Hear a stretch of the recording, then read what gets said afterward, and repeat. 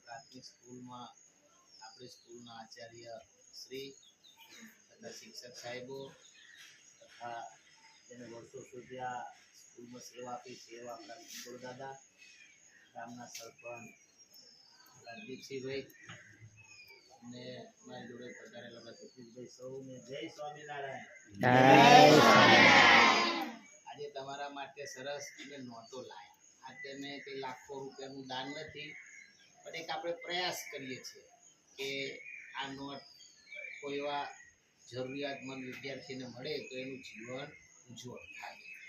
તમે બધા ભગવાનના સ્વરૂપ છો અને મારે તમને એક જ વિનંતી, બધા સરસ ભણજો. શું કરવાનું? ભણવાનું. અને જીવનમાં કોઈ જાતનું વ્યસન નહીં કરવા દેવાનું. શું નહીં કરવા દેવાનું? મોટા થઈને આપણે તમાકુ કે માવો પડીકી કઈ આપણે ખાવાનું નહીં, તો એનાથી તમને રોગ થાય, કેન્સર થાય, તમારું હાર્ટ ખલાસ થઈ જાય અને તમને બધાને દુઃખ આવે. એટલે ત્યારે આપણે શું નહીં કરવાનું? શું નહીં કરવાનું?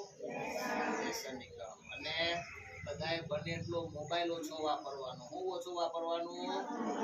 મોબાઈલ. કારણ કે તમે જેટલું મોબાઈલ વાપરશો ને એટલો તમારા જીવનમાં ટાઈમ વેસ્ટ થશે. અને તમે બધા સરસ ભણશો ને તો જ મોટા થઈને સુખી થશો. અત્યારે તમારે ભણવાનો સમય છે, બને એટલું ભણવાનું. તમને તમારા ક્લાસ ટીચર હોય જે ભણાવે, લેસન આપે, બધું લેસન કરવું, ભણવું. અને આપણા ગુરુજી હોય એટલે આપણા શિક્ષક સાહેબ એમને આદર આપવો, તો જ આપણે મોટા થઈને સુખી થઈએ.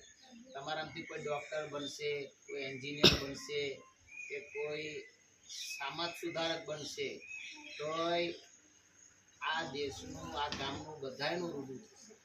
હું તમને વડતાલ મંદિર તરફથી અમારા અમુક દાતાઓના ઈચ્છાના કારણે આ આપણે જરૂરિયાતમંદ વિદ્યાર્થીઓને બધાને તો નહીં આપી શકીએ, પણ જેને જરૂર હોય કે તમારા સાહેબ આપશે. તમને બધાને વિનંતી કે તમારે રોજ એક નિયમ લો, રોજ માતા પિતાને પગે લાગવાનું. કોને પગે લાગવાનું? આંગળી ઊંચી કરો છો. મમ્મી પપ્પાને કેટલા પગે લાગે? સાચું કહેજો. હા બેટા, સાચું. તો જે નહીં લાગતા કાલથી લાગશો ને બધા. કોને લાગવાનું પગે? પહેલા માતા પિતાને. પછી તમારે સ્કૂલ આવવાનું, તોફાન કરવાનું નહીં, આપણે ભણવાનું. જે સાહેબ બનાવે ભણશો તો મોટા થઈને કઈ બનશો, નહીં તો તમારા સીગામમાં કાળી મજૂરી કરવી પડશે. બાપા, કાળી મજૂરી કરવી પડશે. નહીં તો હવે તો આ યુગ એવો આવ્યો કે ભણે એની જ કિંમત, ના ભણે એ પશુ સમાન કહેવાય. કેવો કહેવાય? વિદ્યા વિહીન પશુ સમાન. વિદ્યા વગરનો માણસ પશુ જેવો લાગે. એટલે એને ઢોર કામ કરવું પડે. એટલે તમારે સુખી થવું છે ને મોટા થઈને? થવું છે ને બધાને? તો બધા બરાબર ભણજો. શું કરવાનું? નાનાની વિચારો છે આ બધા કેવા નાના, તમે બધા ભણજો. હું તો વડતાલમાં સ્વામિનારાયણ ભગવાનને પ્રાર્થના કરીશ, લક્ષ્મીનારાયણ દેવને પ્રાર્થના કરીશ, કષ્ટભંજન દેવને તમે બધા મોટા થઈને ખૂબ સુખી કરે, તમારું ભવિષ્ય પણ ઉજ્જવળ બનાવે. અને સાહેબો માટે પ્રાર્થના કરી તમારા થકી અનેક છોકરાઓનું ભવિષ્ય ઉજ્જવળ થશે. કારણ કે શિક્ષક સાહેબ છે એ ખરેખર ભગવાનનું રૂપ છે. એ તમે બધા ઘડતર કરો છો અને ભગવાન બધાને શિક્ષક બનાવતા નથી. કારણ કે તમારા હાથે સમાજનું ઘડતર થાય છે, બાળકોનું ઘડતર થાય છે. તમે જે શીખો એ જ આ છોકરા મોટા થઈ એનું અનુસરણ કરે. એટલે ખરેખર શિક્ષક છે એ ગુરુ કહેવાય, એ ભગવાનનું રૂપ કહેવાય. તમને વિદ્યાનું દાન આપે. કોનું દાન આપે છે? વિદ્યાનું તમને જ્ઞાન આપે છે. એના થકી તમે સુખી થશો. એટલે તમે તમારા શિક્ષકો સાહેબને ખૂબ આદર આપવો, એને પગે લાગવું અને એમને આજ્ઞામાં રહેવું, એ કે કરવાનું. વિશેષ અમે થોડી નોટ બુકો લાયા છે તો બધા બાળકોને 2-5 જણને આપશું. અને આ બધું સાયલન્ટ દાન છે, આની માટે કોઈ જાહેરાતે કરવાની છે નહીં. અને આમાં થોડા મેં સેવા આપી છે, આપણા ગામની પણ સેવા છે અને બીજા ભક્તોની પણ સેવા છે. અને વિશેષ ગયા વર્ષ કરતાં થોડે વધી છે. પાછું આવતા વર્ષે કોઈ દાતા થશે તો પાછા આપણે એ વ્યવસ્થા કરશું. પણ આપણને ભગવાને આ વર્ષે યથાશક્તિ આપણને દાતાઓએ સેવા આપી છે તો બધાએ ભણજો.